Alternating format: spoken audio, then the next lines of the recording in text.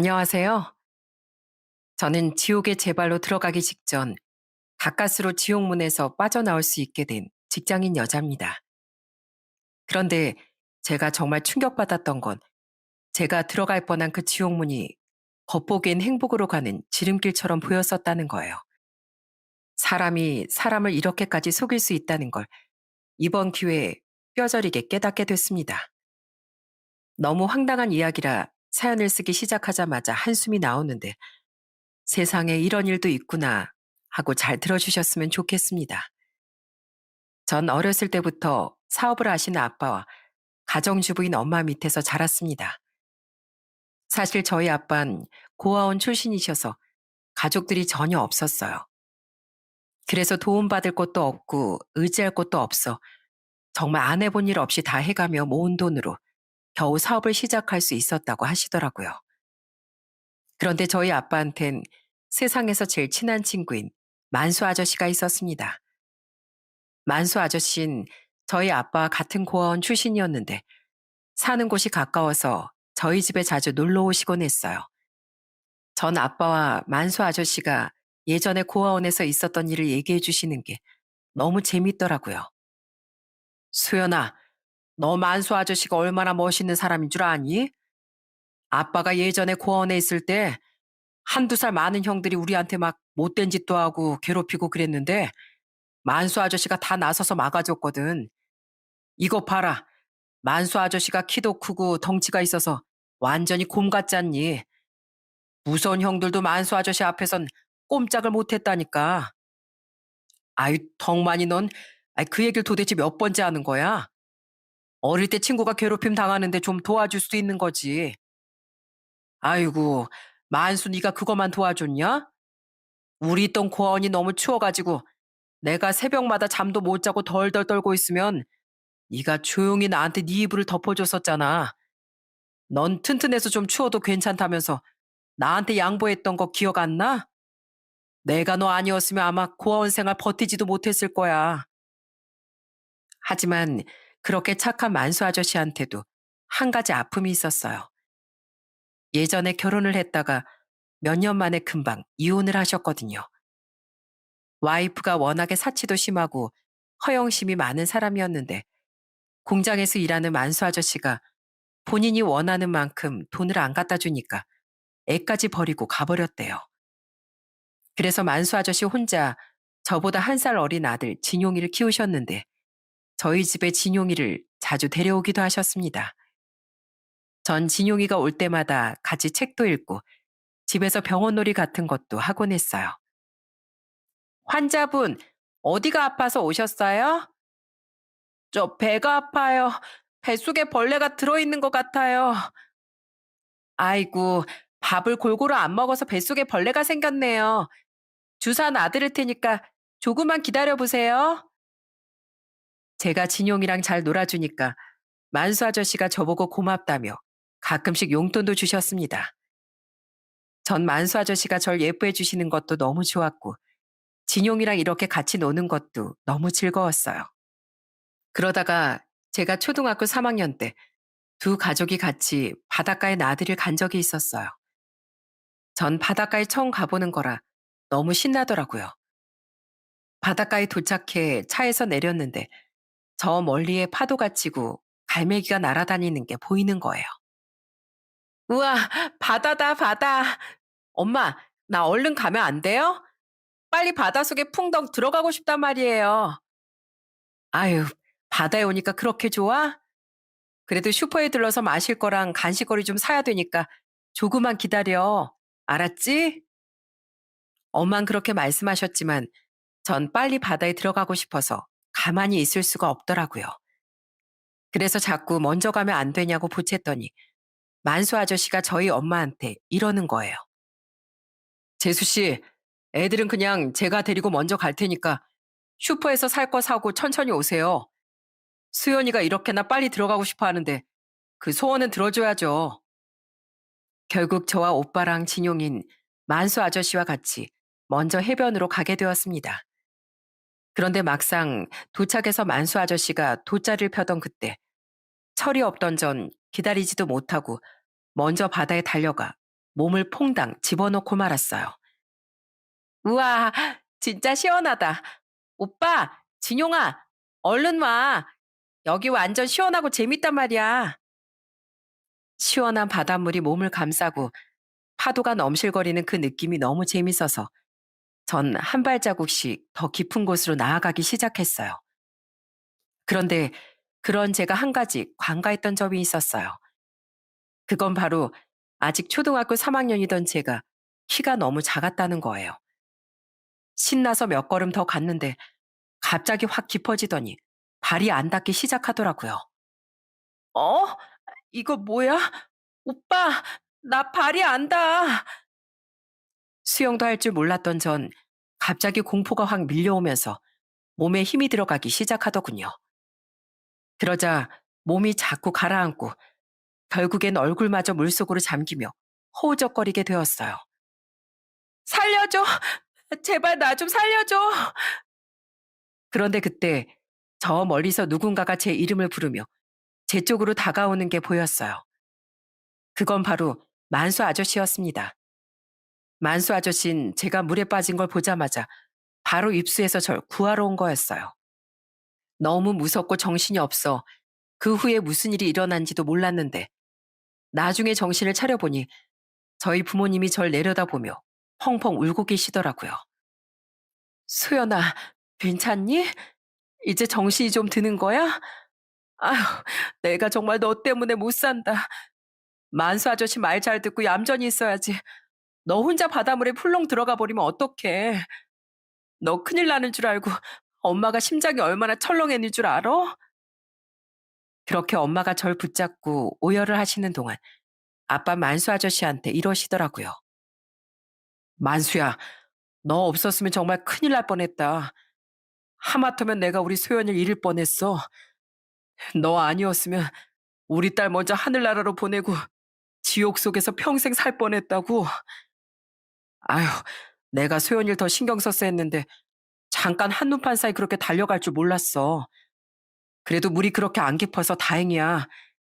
나도 수영 잘 못하는데 더 깊었으면 구하기 힘들었을 거야. 나중에 알고 보니까 제가 빠졌던 곳은 깊이가 만수 아저씨 가슴 정도 오는 곳이었다고 하더라고요. 하지만 아직 10살이었던 저한텐 충분히 깊은 곳이었던 거죠. 그땐 정말 죽는 줄만 알았는데 만수 아저씨 덕에 아무 탈 없이 살아날 수 있게 되었어요. 그 후에도 저희 부모님이 만수 아저씨한테 얼마나 고마워하셨는지 모릅니다. 저 역시도 만수 아저씨가 제 이름을 부르면서 달려와 주시던 그 모습이 너무 고마워 그때부터 만수 아저씨를 더 잘 따랐습니다.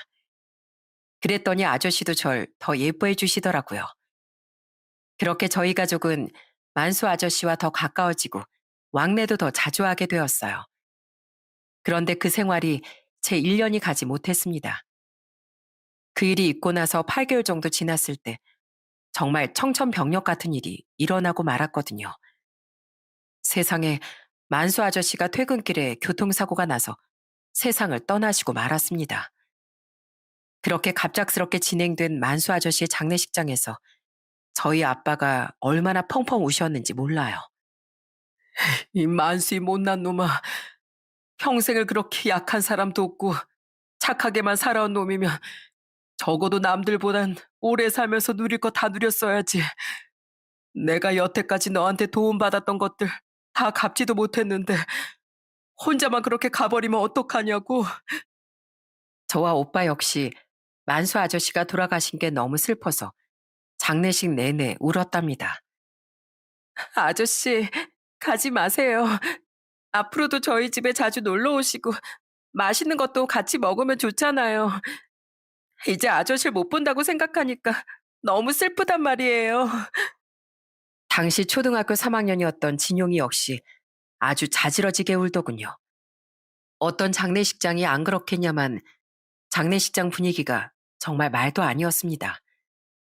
그렇게 장례식을 끝내긴 했지만 문제는 바로 진용이었어요.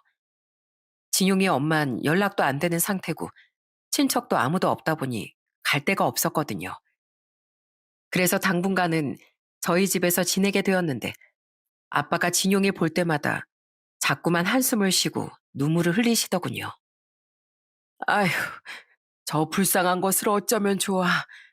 엄마는 없는 사람이나 마찬가지고 발붙일 친척도 하나 없는데 이젠 치아아빠까지 떠나버렸으니 어떡하면 좋냐고. 그런데 진용이가 저희 집에서 지내기 시작한 지 한 달이 좀 넘었을 때 아빠가 저와 오빠를 앉혀두고 이러시더라고요. 얘들아, 내가 너희한테 중요하게 할 말이 있다. 너희들 진용이랑 같이 노는 거 좋아하지? 이제부턴 진용이가 너희들 동생이 될 거야. 이제 너희뿐만 아니라 진용이도 엄마 아빠 자식이니까 너희가 동생을 잘 챙겨주렴. 알고 보니까 저희 아빠가 혼자 남은 진용이를 보며 너무 가슴 아파하시니까 엄마가 먼저 진용이를 입양하자며 이렇게 말씀하셨다더군요. 여보, 우리 그냥 진용이 우리가 키우는 걸로 하자. 만수 씨가 어릴 때부터 당신한테도 그렇게 큰 힘이 되어주고 작년엔 물에 빠진 우리 소연이도 구해줬잖아.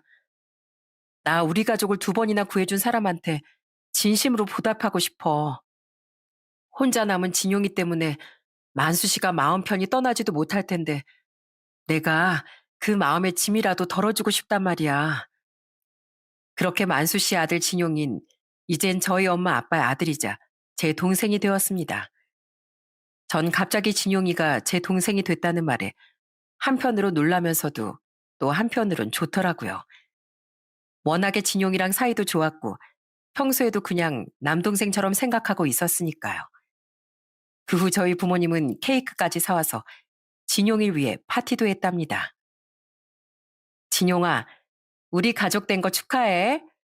이제부턴 아줌마한테 엄마라고 부르고 아저씨한테 아빠라고 부르면 돼. 너희 아빠가 아줌마랑 아저씨 보고 우리 진용이 잘 돌봐달라고 부탁하셨거든. 하지만 진용인 울음을 터뜨리며 이러더라고요. 아빠 보고 싶어요. 나한테는 아빠밖에 없는데 우리 아빠 하늘나라에서 다시 내려오라고 하면 안 돼요? 진용아, 아빤 하늘나라에서 할 일이 많으시대. 이제 아빠를 못 봐서 많이 슬프겠지만 아줌마랑 아저씨가 앞으로 잘해줄 테니까 울음 뚝 그치고 이제부턴 웃으면서 살자. 어? 엄마 아빠라고 부르기 힘들면 마음 내킬 때까지 아줌마 아저씨라고 불러도 돼. 아줌마랑 아저씨는 우리 진용이가 마음 열릴 때까지 얼마든지 기다려줄 수 있어. 그렇게 저희 부모님은 진용이를 정식으로 입양하셨고 이젠 정말로 진용이와 가족이 되었습니다. 전 진용이가 매일 우는 게 마음이 쓰여 예전보다 더 잘해주려고 노력했어요. 학교 숙제도 도와주고 밥 먹을 땐 맛있는 반찬도 양보했습니다. 진용아, 너 소세지 좋아하지? 누난 소세지 한 개만 먹어도 되니까 나머진 너 다 먹어. 아니야, 진용아. 소연이 거 말고 형 거 먹어. 형은 아까 학교에서 점심을 많이 먹었더니 배가 안 고프거든. 형, 누나, 고마워. 근데 나 욕심쟁이 아니니까 그냥 다 같이 똑같이 나눠 먹자. 그리고 누나랑 형도 소세지 좋아하잖아. 내가 케첩 찍어줄 테니까 이거 먹어. 진용인 저희가 잘해주는 만큼 똑같이 베풀 줄 아는 정말 착한 아이였어요. 그래서 저도 진용일 더 예뻐할 수밖에 없었습니다. 그래도 그렇게 지내다 보니까 진용이가 점점 웃음을 찾아가더라고요. 고등학교 땐 제가 진용이한테 공부도 많이 가르쳐 줬어요. 진용인 공부에 별로 흥미가 없었지만 그래도 제가 가르쳐 주면 집중해서 열심히 듣더라고요. 그러다가 진용이가 대학에 합격했을 땐 저희 가족 모두 얼마나 기뻐했는지 모릅니다. 진용아, 공부 열심히 해서 원하는 대학에 합격한 거 정말 축하한다. 아빤 진용이 네가 참 대견스럽구나. 그런데 아빠가 그렇게 말씀하시자 진용이가 갑자기 저희 부모님한테 큰절을 올리더라고요. 엄마, 아빠, 정말 감사해요. 저 하마터면 고아원에 들어갈 뻔했는데 엄마 아빠 덕에 이렇게 가족의 따뜻한 울타리 속에서 대학까지 갈 수 있게 되었잖아요. 저 엄마 아빠한테 받은 사랑만큼 앞으로 꼭 효도 많이 하면서 살 거예요. 아이고, 우리 진용이가 언제 이렇게 컸나. 지금 보니 만술 닮아서 덩치도 듬직하니 아주 멋있는 남자가 다 되었네. 우린 영원히 가족이니까 앞으로도 이렇게 행복하게 지내자. 알았지? 저희 아빠가 하시던 사업도 그때쯤 꽤 잘 되던 상태였어요. 부자까진 아니었지만 그래도 남부럽지 않게 사는 정도가 되었죠. 아빠 사업도 잘 되고 가족들끼리도 웃음이 끊이질 않으니 하루하루가 너무 행복하더라고요. 그러다가 시간이 흘러 저는 대학을 졸업하고 음료 대기업에 취업하게 되었어요. 그리고 전 그때부터 정말 열심히 일만 하며 살았죠. 반면 저희 오빤 좋은 사람을 만나 결혼했고 진용이도 30대 중반에 결혼을 하게 되었습니다. 새언니와 올케 모두 좋은 사람들이라 집안의 화목함이 넘치기 시작했어요. 다들 서로를 아껴주는 모습도 너무 보기 좋고 오빠랑 진용이가 행복해하는 모습을 보니까 저까지 다 행복하더라고요. 하지만 오빠와 진용이가 결혼하는 동안 전 일만 하느라 남자도 거의 안 만나고 어느새 나이만 먹게 되었습니다. 그러다가 제 나이 30대 중후반에 취미로 다니던 독서 모임에서 남자친구를 만나게 되었어요. 남자친구는 대기업을 다니는 직장인이었는데 성격이 되게 자상하더라고요. 제가 야근하는 날엔 꼭 회사로 데리러 오고 제가 저녁을 먹었다고 했는데도 혹시나 출출할까봐 간식을 매번 사오더라고요. 게다가 독서 취향도 비슷해서 가끔씩 서점 데이트도 했었는데 그때도 어찌나 절 애지중지 아꼈는지 몰라요. 오빠, 이거 책 몇 권 되지도 않는데 뭘 이런 것까지 들어준다고 그래. 나 이 정도도 못 듣는 연약한 여자 아니야? 아유, 그래도 내가 책을 들어주면 네가 더 편하게 책을 고를 수 있잖아. 그러니까 그냥 날 짐꾼이라고 생각하고 나한테 다 맡겨. 난 내가 너한테 해줄 수 있는 건 사소한 거 하나까지라도 다 해주고 싶단 말이야. 그러다가 한 번은 저도 남자친구가 야근할 때 회사에 찾아간 적이 있었어요. 그런데 막상 도착해보니 남자친구가 회사 밖에 벌써 나와 있더라고요. 뭐야, 30분은 더 있다가 끝난다면서 왜 벌써 나왔어? 이럴 줄 알았으면 내가 조금 더 빨리 올 걸 그랬다. 아, 30분은 걸릴 줄 알았는데 하다 보니까 금방 끝나더라고. 마침 네가 온다고 하길래 미리 나와 있었지. 그나저나 좀 출출한데 우리 야식이라도 먹으러 갈까? 내가 맛있는 거 사줄게. 아휴, 오늘 같은 날은 오빠가 아니라 내가 사줘야지. 평소엔 오빠가 나 데리러 오고 맛있는 거 많이 사줬으니까 오늘은 내가 해주는 날이거든. 그렇게 전 남자친구와 서로를 아끼고 배려하며 잘 만났습니다. 그러다가 하루는 남자친구가 저희 가족 얼굴이 궁금하다길래 제가 예전에 찍어뒀던 가족 사진을 보여준 적이 있었어요. 그런데 남자친구가 그걸 보고 저한테 이러는 거예요. 어? 근데 소연이 너랑 너희 오빠랑은 눈매가 되게 닮았는데 남동생이랑 하나도 안 닮은 것 같다? 너희 어머님이랑 아버님도 쌍꺼풀이 없으신데 어떻게 남동생만 저렇게 쌍꺼풀이 진하지? 남자친구가 그렇게 말하자 전 잠시 고민하다가 그냥 저희 가족에 대해 솔직하게 얘기했어요. 저희 남동생이 사실 친동생이 아니라는 거, 그리고 친동생은 아니지만 전 누구보다도 남동생을 아낀다는 것을요. 그러자 남자친구가 깜짝 놀라면서 저한테 이러는 거예요. 아니, 어떻게 이런 일이 있을 수가 있지? 소연아, 아무래도 우린 운명인가 봐. 사실 나한테도 피가 하나도 안 섞인 여동생이 있거든. 알고 보니까 남자친구가 어렸을 때 아버지가 돌아가셨는데 8살 때 어머니가 남자친구보다 1살 어린 딸이 있는 남자와 재혼을 하셨다고 하더라고요. 그런데 남자친구가 13살일 때 새아버지가 병으로 돌아가셨대요. 그 뒤로 어머니 혼자 남자친구와 그 여동생을 키우셨다고 합니다. 비록 피 한 방울 안 섞인 사이긴 하지만 그래도 난 내 여동생을 정말 아끼고 사랑하거든. 그래서 네가 남동생을 아끼는 그 마음을 누구보다도 더 잘 알아. 나도 내 동생이 어렸을 때 고열로 끙끙 앓았을 땐 차라리 내가 아프고 싶었고 동생이 대학에 떨어져서 울 땐 내 가슴이 찢어지는 것 같았어. 그러다가 내 동생이 재수를 해서 대학에 합격하고 나중에 직장에 취업했을 땐 내가 더 신나서 얼마나 팔짝팔짝 뛰었는지 몰라. 사실 지금도 동생이랑 사이가 너무 좋아서 하루에 한 번씩은 짧게라도 꼭 통화를 하거든. 남들이 보면 나보고 동생밖에 모르는 사람이라고 할 정도라니까. 남자친구의 여동생은 몇 년 전에 결혼해서 애까지 있는데 지금까지도 그 돈독한 우애를 유지하고 있다고 하더라고요. 전 그 얘기를 듣고 저와 비슷한 상황이라서 더 정이 가고 좋았어요. 남자친구 말대로 정말 저희의 인연이 운명인 줄만 알았죠.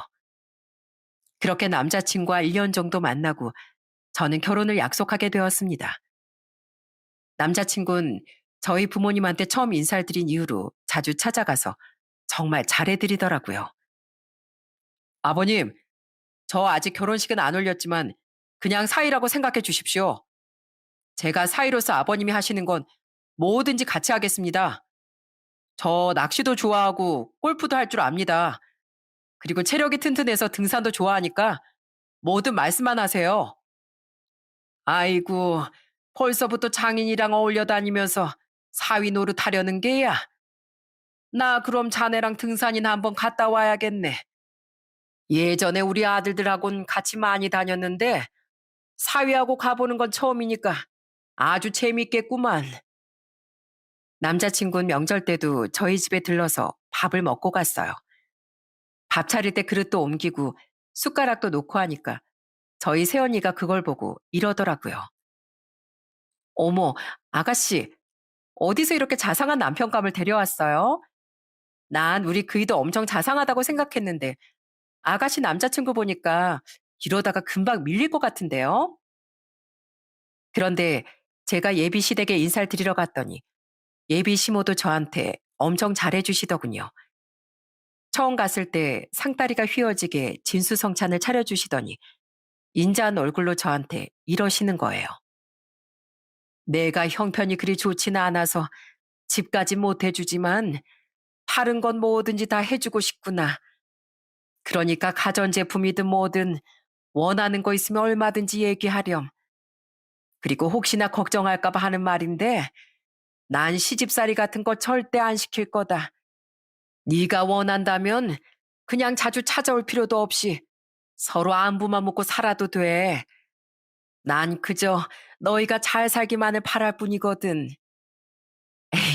그래도 정없게 그건 아니죠. 전 결혼하면 어머님이랑 진짜 엄마랑 딸처럼 친하게 지내고 싶어요. 그러니까 어머님도 그냥 저 편하게 생각해 주세요. 아셨죠? 그런데 한 가지 아쉬운 건 그날 예비 시누이를 볼 수 없었다는 거예요. 남자친구가 하도 예비 시누이 얘기를 많이 하길래 너무 궁금했었는데 그날 바빠서 못 왔다고 하더라고요. 그래서 전 남자친구한테 이렇게 얘기했습니다. 오빠, 나 우리 아가씨 될 사람도 너무 궁금한데 한번 만나게 해주면 안 돼? 나 아가씨랑도 친하게 지내고 싶단 말이야. 알았어. 그럼 내가 약속 한번 잡아볼게. 근데 아마 안 될 가능성이 클 거야. 희진이 걔가 워낙에 일벌레라 항상 바쁘기도 하고 집에선 또 애를 봐야 되니까 별로 시간이 없거든. 그 후에도 남자친구가 몇 번 예비 시누이하고 약속을 잡아보려고 했는데 매번 시간이 안 맞아서 실패했어요. 그래서 상견례 때만큼은 예비 시누이를 볼 수 있을 줄 알았는데 그때도 예비 시모 혼자서 나오셨더라고요.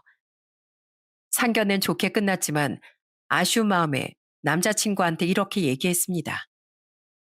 오빠, 근데 아가씨는 왜 오늘도 안 나온 거야?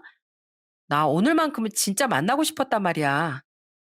아, 걔가 회사에서 갑자기 지방 출장이 잡혔다고 하더라고. 안 그래도 상견례장에 오고 싶었는데 못 오게 돼서 엄청 아쉬워하더라. 내가 결혼 전에 꼭 자리 한번 마련할 테니까 너무 걱정하지 마. 설마 아무리 바빠도 오빠가 결혼한다는데 새언니 될 사람이랑 인사 한 번도 안 하겠어? 예비 신우를 못 봐서 아쉽긴 했지만 그래도 출장 때문에 바쁘다니까 어쩔 수 없다고 생각했어요. 그래서 언젠가 만날 수 있겠지 하면서 남자친구와 같이 결혼 준비를 본격적으로 시작했습니다. 그런데 남자친구는 대기업에 다녀서 벌이가 괜찮은 편인데도 되게 검소하더라고요. 소연아, 요즘엔 스몰 웨딩이 대세라는데 우리도 예식장 굳이 큰데 잡지 말고 소박하게 할까? 결혼식 한 번 할 때 돈 많이 들면 몇 천만 원씩 깨진다는데 차라리 그 돈 아껴서 우리 살림살이에 보태고 저축도 하면 더 좋잖아. 사실 저도 대기업에 다니지만 주변의 직장 동료들을 보면 돈을 많이 버는 만큼 많이 쓰는 사람들도 꽤 있거든요. 그런데 남자친구는 미래를 생각하며 아낄 수 있는 사람인 것 같아 정말 좋았습니다. 그렇게 웨딩드레스도 보러 다니고 신혼여행도 예약하고 정말 정신없이 결혼 준비를 했어요. 그런데 남자친구는 성격도 되게 세심해서 제가 친구들한테 청첩장을 돌릴 때도 직접 저와 같이 가서 제 친구들한테 인사를 하더라고요. 저는 그게 절 많이 신경 써주는 것 같아 얼마나 고마웠는지 모릅니다. 오빠, 나도 오빠 친구들한테 청첩장 돌릴 때 인사할 겸 같이 가면 안 돼? 난 내 친구들한테 다 오빠 소개시켜줬는데 오빤 한 번도 친구들한테 나 소개시켜 준 적 없잖아. 알았어. 내가 한번 연락 돌려볼게. 근데 내 친구들이 지방에 가서 취업한 애들도 있고 결혼하고 타 지역으로 이사 간 애들도 있어서 아마 모으긴 힘들 거야. 안 그래도 다들 시간이 안 맞을 것 같아서 그냥 모바일 청첩장으로 보낼까 생각하고 있었거든. 예비 시누이도 바빠서 못 만났는데 친구들과 만나는 것도 참 어렵더군요. 하지만 다들 사회생활하는 성인이다 보니 그럴 수도 있겠다 생각했어요. 그렇게 전 결혼 준비를 하면서 예비 시모랑도 몇 번 더 만났는데 갈 때마다 저한테 너무 공주 대접을 해주시는 거예요. 제가 예비 시모를 모시고 식당에라도 가면 잠깐 화장실 다녀오신다고 하셔놓고선 자꾸 먼저 계산을 하시더라고요. 어머님, 오늘은 제가 사드린다고 했는데 왜 또 계산을 하셨어요? 저 자꾸 이렇게 얻어먹게만 하실 거예요? 아유, 회사 다니면서 힘들게 일하는데 내가 그 돈 쓰게 만들면 안 되지. 그리고 원래 이런 건 어른이 사는 거야. 심지어 제가 예비시댁에 가서 뭐라도 좀 도와드리려고 하면 제 손 하나 까딱 못하게 하시고 제가 집에 돌아갈 땐 제 발 앞에 신발까지 가지런히 놔주시더군요. 어머님, 누가 보면 제가 며느리 될 사람이 아니라 상전인 줄 알겠어요. 저 진짜 공주 대접 안 해주셔도 되니까 제발 편하게 대해주세요. 네? 제가 그렇게 얘기했는데도 예비 시모는 계속 저한테 심하다 싶을 정도로 잘해주시더군요. 그때까지만 해도 저는 예비 시모가 절 너무 예뻐해서 그러시는 줄만 알았습니다. 그런데 결혼식이 딱 2주 남았을 때 생각지도 못했던 일이 벌어지고 말았어요. 평소처럼 회사에서 일을 하고 있었는데 갑자기 웬 모르는 번호로 전화가 온 거예요. 전화를 받아봤더니 어떤 여자가 저한테 이러더군요. 안녕하세요. 저 우진 오빠 동생 희진이에요. 저희 새언니 되실 분 맞으시죠? 세상에 전화를 건 사람은 다름 아닌 예비 신우였습니다. 제 전화번호를 어떻게 알았는지 모르겠지만 갑자기 저보고 중요하게 할 얘기가 있다며 퇴근하고 만나자고 하더라고요. 저는 그렇게 궁금했던 예비 신우일 처음 본다고 생각하니까 너무 설레더군요. 그래서 들뜬 마음으로 예비 신우이랑 만나기로 한 카페에 갔는데 예비 신우이가 저한테 간단하게 인사를 하더니 웬 조그만 선물 상자를 내미는 거예요. 새언니, 저희 오빠랑 결혼하신다는데 인사가 늦어서 죄송해요. 다른 건 아니고 제가 새언니한테 결혼 선물 좀 드리고 싶어서 만나자고 했어요. 아, 선물이 뭔지 몰라도 정말 고마워요. 저 안 그래도 아가씨 진짜 보고 싶었거든요. 오늘 이렇게 만난 김에 저랑 같이 저녁이나 드실래요? 드시고 싶은 거 있으면 제가 사드릴게요. 아니에요. 저 바빠서 얼른 집에 가봐야 돼요. 아참, 그 선물 안에 정말 중요한 거 들어있으니까 최대한 빠른 시일 내에 확인해 보셨으면 좋겠어요. 그리고 그 선물 확인하신 후에 저한테 또 궁금하신 거 있으시면 아까 제가 연락드렸던 그 번호로 전화 주시면 돼요. 예비 신우인 그렇게 말하고선 쌩하니 가버리더군요. 평소에도 많이 바쁜 건 알았지만 식사도 한번 같이 못해서 너무 아쉬웠어요. 그런데 예비 시누이가 준 선물이 좀 이상했습니다. 선물 상자 자체가 조그맣기도 했지만 안에 뭐가 들어있는 건지 딸그락거리기만 하고 너무 가벼운 거예요. 궁금한 마음에 집에 가자마자 선물을 열어봤는데 세상에 그 안에는 웬 USB 하나와 쪽지가 들어있더군요. 새언니, 이 안에 우리 오빠의 실체가 다 들어있으니까 꼭 끝까지 다 보셨으면 좋겠어요. 이거 제가 새언니한테 드리는 처음이자 마지막 선물이에요. 전 이게 도대체 무슨 말인지 몰라서 얼른 확인해 봐야겠다는 생각에 집에 있던 노트북에 그 USB를 연결했습니다. 그리고 전 거기서 정말 충격적인 것들을 발견하게 되었어요. 그 안에는 예비 시누이와 제 남자친구가 나눈 문자 메시지 캡처 화면과 수없이 많은 음성 파일들이 들어있었어요. 그런데 그 문자 음성 파일 속 남자친구의 모습은 제가 알던 모습이 전혀 아니었어요. 오빠, 엄마한테 들었는데 이번에 결혼한다며?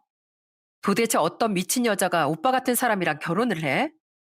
설마 오빠가 그 여자 속이고 있는 건 아니지? 인생에서 결혼이 얼마나 중요한 건데 속여서라도 결혼해야지. 내가 결혼할 여자 대기업 다니는 데다가 장인 될 사람은 사업하시는 분이라 돈도 꽤 많은 것 같더라고. 그래서 내가 대기업 다니는 척 하면서 잘 꼬셔놨지. 이제 결혼하고 나면 난 그냥 집에서 놀고 먹고 하면 되는 거야. 아주 땡 잡은 거라고. 뭐라고? 대기업 다니는 척을 해? 오빠, 그거 사기 결혼이야. 속일 게 없어서 무슨 그런 걸 속이고 그래. 속일 수 있으면 속이는 거지 뭘 그래. 내가 대기업 사원증도 기가 막히게 위조해놨거든. 그래서 그 여자한테 보여줬더니 아주 깜빡 속던데. 그리고 결혼 전에 서로 얼마 모았는지 공유하자길래 내가 통장 내역도 포토샵으로 감쪽같이 수정해놨지. 그 여자 내가 대기업 다니는 건실한 청년인 줄 안다니까. 이래서 독서 모임에 가길 잘했어. 왠지 독서 모임 하면 공부만 할 줄 아는 순진한 여자들만 있을 것 같더라고. 그런데 운 좋게 대기업 다닌 여자가 나한테 딱 걸린 거지. 세상에 제가 남자친구의 사원증도 확인했고 직접 그 회사 앞으로 간 적도 있었기 때문에 절 속였을 거라곤 꿈에도 몰랐습니다. 그런데 알고 보니 처음부터 철저하게 계획하고 절 속인 거였더라고요. 게다가 저한텐 매번 상냥한 말투로 말했었는데 예비 신우이한테 말하는 말투는 욕설이 잔뜩 섞인 천박한 말투더라고요. 저는 너무 충격을 받아 이게 어떻게 된 일인지 알기 위해 예비 신우이한테 바로 전화를 했습니다. 그리고 그날은 시간이 너무 늦어 다음날 퇴근하고 다시 만나게 되었어요. 그러자 예비 신우이가 제 남자친구라는 인간의 실체에 대해 다 말해주기 시작했습니다. 언니, 우리 오빠 절대 좋은 사람 아니에요. 어렸을 때부터 얼마나 사고를 쳤는지 셀 수도 없고요. 저한테 손찌검 한 적도 엄청 많았어요. 근데 그걸 엄마한테 얘기했더니 절 보호해주기는커녕 오히려 네가 뭘 잘못했으니까 네 오빠가 그러는 거 아니냐면서 절 혼내는 거 있죠? 어릴 땐 갈 데가 없어서 참고 살았는데 성인이 되고 나선 바로 집에서 나와서 혼자 살았어요. 그래도 키워준 은혜는 있으니까 엄마한테 기본적인 도리는 하고 살았는데 오빠하고는 거의 상종도 안 하고 살았다고요. 말도 안 돼. 저한텐 그 인간이 아가씨랑 엄청 친하다고 했거든요. 아가씨만 생각하면 가슴이 아프고 지금도 매일 통화할 정도로 돈독한 사이라던데요. 그럼 그것도 다 거짓말이겠네요? 당연하죠. 돈독하긴 개뿔. 몇 년 전에 글쎄 사업한다고 저한테 5천만 원을 빌려가 놓고선 갚지도 않은 인간이에요. 근데 하필 저희 남편이 암에 걸리는 바람에 생활비도 부족한데 오빠 그놈이 돈을 안 주니까 제가 얼마나 힘들었는 줄 아세요? 울며 불며 사정했는데도 돈 없다고 배째더라고요. 어쩔 수 없이 엄마한테 얘기했는데 엄마도 가족끼리 뭘 그런 걸 봤냐고 오히려 저한테 막 뭐라고 하는 거예요. 그래서 저 그때부터 그냥 가족은 없다고 생각하고 연락 안 하고 지냈어요. 근데 얼마 전에 엄마가 오빠 결혼한다고 얘기를 해주더라고요. 근데 웃긴 거 뭔 줄 아세요? 저보고 오빠 결혼 망치면 안 되니까 오빠랑 사이 좋은 척 하래요. 오빠가 사기쳐서 교도소에 2번이나 갔다 온 것도 비밀로 하고 빚이 많은 것도 절대 얘기하지 말라고 했다고요. 저는 그 얘기를 듣고 정말 기절초풍하는 줄 알았습니다. 세상에 대기업 다닌다고 속인 걸로도 모자라 여동생한테 5천만 원이나 빌려서 안 갚고 거기다가 교도소를 들락거리고 빚까지 많다는 얘기에 정말 정신이 아찔하더군요. 심지어 결혼식을 작게 하고 싶어 했던 것도 주변에 자기가 사기꾼인 걸 아는 사람들이 많다 보니까 초대할 사람이 없어서 그랬던 거였어요. 저 사실 오빠가 결혼하든 말든 신경 안 쓰려고 했거든요. 근데 막상 결혼식이 2주 남았다고 하니까 같은 여자로서 도저히 가만히 두고 볼 수가 없겠더라고요. 그래서 제가 급하게 언니 연락처를 알아내서 이렇게 연락드린 거예요. 저는 예비 시누이가 아니었다면 이 모든 걸 하나도 모른 채 2주 뒤에 결혼했을 거라고 생각하니까 온몸에 소름이 쫙 끼치더라고요. 그래서 일단 예비 시누이한텐 고맙다고 얘기하고 그 자리를 빠져나왔습니다. 그 후 저는 그 인간을 만나서 절 속인 일에 대해 따지기 시작했어요. 야, 네가 사람이야? 내가 아는 네 모습 중에 진실이었던 건 단 하나도 없잖아. 너 나한테 직장도 속이고 재산도 속였지? 너 모아놓은 돈도 한 푼도 없고 맨날 직장 다니다 그만두다 하다가 사업도 망하고 지금 백수라며? 그런데 나 하나 속여 먹으려고 사원증에 통장 내역까지 위조를 해서 사기를 쳐? 너 그거 사기 결혼이야. 너 지금 범죄 저지르고 있는 거라고. 아니 그게 도대체 무슨 소리야? 난 거짓말도 잘 못하는 사람인데 내가 무슨 직업도 속이고 재산도 속였다고 그래. 아, 그러셔? 진짜 안 속였다고? 과연 이걸 듣고서도 그런 얘기가 나올까? 저는 그렇게 말하고선 예비 신우이한테 받은 녹음 파일을 틀어서 돌려줬어요. 그러자 그놈이 얼굴이 새파랗게 질려선 저한테 이러더군요.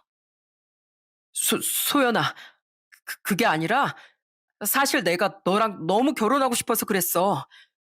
내가 예전엔 정말 못된 짓도 많이 하고 사고도 많이 친 거 맞지만 이젠 사랑하는 사람이랑 결혼해서 제대로 된 삶을 살아보고 싶었단 말이야. 그리고 나 교도소 갔다 와서 반성 정말 많이 했어. 나 다신 다른 사람들한테 피해 안 주고 열심히 일하면서 남들처럼 멋있는 가장이 되고 싶었다고. 거짓말 하지 마. 너 내가 대기업 다니고 우리 아빠가 사업하니까 빌붙으려고 그런 거잖아. 게다가 독서 모임에 들어간 것도 진짜로 책이 좋아서 들어간 게 아니라 차분하고 순진한 여자 꼬드기려고 그런 거라며. 심지어 너 네 동생이랑 그렇게 우애가 돈독하다고 했던 것도 다 거짓말이더라. 내 앞에선 여동생밖에 모르는 여동생 바보처럼 굴더니 이제 보니까 순 사기꾼이었구만. 아니야. 나 진짜 그런 거 아니란 말이야. 물론 내가 널 속인 거 미안해. 근데 내가 내 과거에 대해서 솔직하게 얘기했으면 네가 날 안 만나줬을 거잖아. 나도 과거 청산하고 남들처럼 평범하게 살고 싶은데 내 과거가 있는 한 그게 안 될 것 같아서 거짓말을 하고 말았어. 그러니까 제발 이런 내 마음 좀 이해해주고 용서해주면 안 될까? 야, 용서할 게 따로 있지. 처음부터 작정하고 날 등쳐먹으려고 사기친 놈을 내가 왜 용서해주냐? 나 너 같은 인간이랑은 절대 결혼 못하고 앞으로 상종하고 싶지도 않아. 그러니까 이 자리에서 너랑 나랑 결혼은 그냥 끝이야. 아참, 근데 내가 너 때문에 피해본 거 얼마나 많은지 알지? 나 여태까지 너한테 쓴 시간이랑 돈, 그리고 정신적인 피해 보상까지 청구할 거니까 그렇게 알아. 날 이용해 먹으려고 했던 벌이니까 잔말 말고 달게 받으라고. 알았어? 소연아, 이러지 마. 소연아. 저는 저한테 매달리는 그놈을 억지로 뿌리치고 그 자리를 빠져나왔습니다. 그런데 다음날 예비 시모였던 사람한테서 연락이 온 거예요. 전화를 받아봤더니 엄청 애원하는 목소리로 저한테 이러더라고요. 이해, 너 진짜 우리 아들이랑 파혼할 거니? 내가 앞으로 너한테 더 잘해준다고 약속할 테니까 제발 우리 아들이랑 결혼해다오.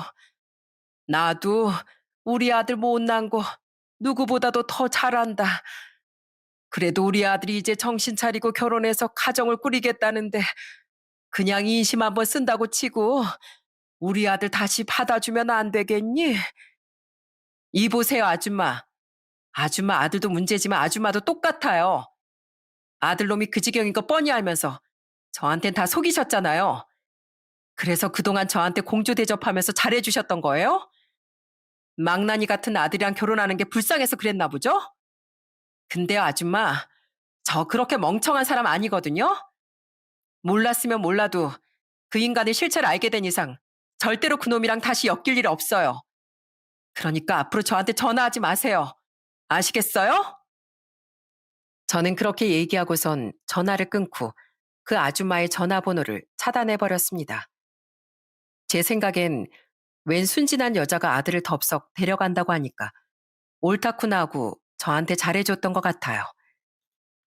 하지만 이미 그 인간의 실체를 알게 된 이상 제가 그 지옥문으로 들어갈 일은 절대 없었습니다. 저는 그 일 이후 너무 큰 배신감과 충격에 며칠 동안은 정말 제정신이 아니었어요. 너무 말도 안 되는 상황이라 제가 꿈을 꾸고 있는 건가 하는 생각까지 했었죠. 하지만 예정된 결혼식이 코앞으로 다가왔기 때문에 얼른 닥친 문제들을 해결해야 했습니다. 그래서 우선은 저희 가족들한테 먼저 모든 걸 다 얘기해 줬어요. 그러자 저희 가족들이 세상에 무슨 그런 일이 다 있냐면서 엄청 놀라더라고요. 게다가 저희 오빠랑 남동생이 엄청 화를 내면서 저한테 이러는 겁니다. 누나, 내가 그 사기꾼 놈 아주 작사를 내야겠으니까 지금 당장 여기로 오라고 해. 나 지금 너무 화가 나서 미쳐버릴 것 같단 말이야. 저는 굳이 그런 놈과 엮이지 말고 가만 냅두라고 했는데 오빠 남동생이 하도 불러내라고 하길래 결국 그놈을 저희 집 앞으로 오라고 했습니다. 그래서 오빠랑 남동생이랑 셋이서 집 앞으로 나갔는데 그놈이 절 보자마자 무릎을 꿇고 잘못했다고 빌기 시작하는 거예요. 소연아, 내가 정말 잘못했어. 나 앞으로 절대 너한테 거짓말 같은 거 하지 않을게. 그러니까 제발 나랑 파혼하겠다는 말은 취소해주라. 어? 그런데 그때였어요. 제 남동생이 갑자기 팔을 크게 휘두르더니 그놈한테 묵직한 무언가를 확 던지더군요. 그건 바로 남동생이 집 안에서 가져나온 쓰레기 종량제 봉투였습니다. 으아! 천아, 지금 뭐 하는 거야? 이 쓰레기 봉투를 왜 나한테 던지는 건데? 뭐? 처남? 야, 사기꾼 주제 어디서 뻔뻔하게 처남이란 단어가 입에서 나와? 너 처음부터 작정하고 우리 누나 속였다며? 난 우리 누나한테 듣기로 네가 피도 안 섞인 여동생한테 엄청 잘해준다고 하길래 우리 누나랑 형처럼 너도 엄청 좋은 사람인 줄 알았어. 근데 이제 보니까 아예 사람이라고 부를 수도 없는 놈이었잖아. 그나저나 너 결혼식장에 부를 사람도 없어서 작게 결혼식 하자고 했다며? 그렇게 친구가 없으면 저기 쓰레기 소각장에 가서 너랑 잘 어울리는 친구나 찾아봐, 이 더러운 사기꾼 자식아. 그러자 이번엔 저희 오빠가 그놈의 정강이를 발로 확 차버리더니 으악하고 소리를 지른 후 주저앉아버린 그놈한테 이러더군요. 야, 내가 마음 같아선 네 팔다리 다 분질러버리고 싶은데 그랬다가 너랑 똑같은 범죄자 될까봐 참는 거야. 그러니까 앞으로는 우리 소연이랑 우리 가족 앞에 그 끔찍한 면상 들이밀 생각하지 마. 알았어? 너 한 번만 더 우리 앞에 나타나면 다음번에 내가 깜빵 가든 말든 상관없이 널 아주 반죽으로 만들어 놓을 테니까 그런 줄 알라고. 에이씨, 다들 진짜 왜 이러는 거야? 알았어, 간다, 가. 가면 되잖아. 그놈은 저희 오빠랑 남동생이 무서웠는지 허겁지겁 자리에서 일어나더니 꽁무니가 빠지게 도망가더군요. 제가 절 위해 그놈한테 시원하게 한마디씩 해준 오빠랑 남동생한테 고맙다고 했더니 오히려 오빠랑 남동생이 가족끼리 이런 건 당연하다며 오히려 절 응원해 주더라고요. 그렇게 그놈과 파혼을 하게 된 후 전 남은 문제들을 처리하기 위해 정말 정신없는 시간들을 보냈습니다.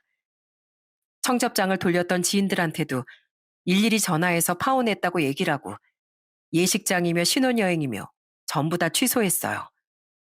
그리고 어느 정도 일이 마무리가 되었을 때 부모님께 너무 죄송한 마음에 이렇게 말씀드렸습니다. 엄마, 아빠, 딸 시집 보낸다고 주변에 얘기도 많이 하시고 뿌듯해하고 계셨을 텐데 결혼식 2주 전에 이렇게 돼서 정말 죄송해요. 진작 알아챘어야 되는데 절 그렇게 깜짝같이 속일 줄은 정말 몰랐어요. 아니야. 사람이 작정하고 속이는데 어떻게 네가 그걸 알 수가 있겠니? 그래도 네 시누이 될 뻔한 사람이 너한테 참 고마운 일을 해줬구나. 늦게라도 그 실체를 알았으니 망정이지. 만약에 모르고 결혼식까지 올렸으면 네 인생 망칠 뻔했잖니. 저 역시도 제 시누이가 될 뻔했던 사람한테 너무 고마워 다시 연락을 해 만나게 되었습니다. 제가 제 인생을 구해준 보답으로 작은 사례라도 해주고 싶다고 하니까 바로 거절을 하더라고요. 아휴, 저 사례받자고 언니한테 말씀드린 것도 아니고 그냥 아무 죄도 없는 착한 사람이 인생 망치는 걸 보고 싶지 않았을 뿐이에요.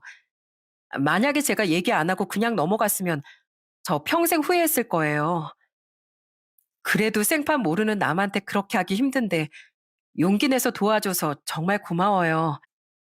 그런데 저도 도움 받은 만큼 똑같이 보답하게 해줬으면 좋겠어요.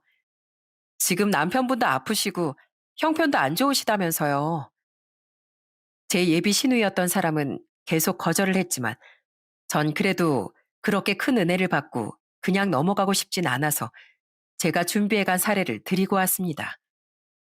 하나뿐인 제 인생이 구렁텅이에 빠질 뻔했다가 가까스로 빠져나오게 해줬는데 당연히 보답은 해야 된다고 생각했거든요. 그 후 저는 변호사를 만나 그놈에게 파온 이자를 받기 위해 소송을 진행 중에 있습니다. 그 인간이 절 속인 증거를 제출해야 되는데 그때 받았던 USB에 들어있던 내용이 참 많은 도움이 되었어요. 그 일이 일어난 게 아직 2달 전이라 언제 소송이 끝날지 모르겠지만 제가 그놈한테 허비했던 시간과 돈, 그리고 정신적인 피해 보상까지 최대한 받고 말 겁니다. 절 만만하게 여기고 머리부터 발끝까지 속여먹은 걸 절대 용서할 일은 없을 거예요. 물론 제가 소송을 통해 위자료를 받아낸다고 해도 그놈은 또 다른 여자한테 똑같은 짓을 할지도 모릅니다. 워낙에 거짓말을 잘하고 사람을 속이기 위해 증거까지 조작하는 인간이라 또 저 같은 피해자가 나올 수도 있겠죠. 전 여자를 우습게 하는 그런 놈이 언젠간 천벌을 받고 지옥으로 떨어졌으면 좋겠어요. 남의 인생을 아무렇지도 않게 망치는 그런 인간은 이 세상에 있어선 안 된다고 생각하거든요. 저는 소송이 끝나고 나면 그 인간과 있었던 일은 머릿속에서 싹 지워버리려고요. 아마 그 일에 대해 얘기하는 것도 이 사연이 마지막일 것 같네요.